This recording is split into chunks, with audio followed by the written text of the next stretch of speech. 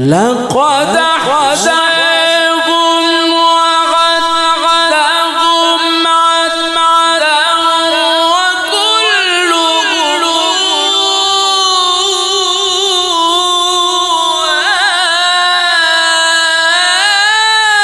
آتيه يوم القيامة فردا.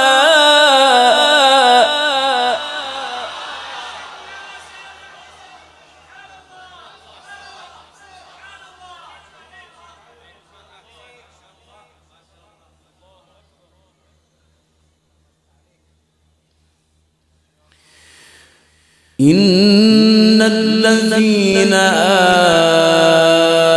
آمنوا وعملوا الصالحات سيجعل لهم الرحمن ودا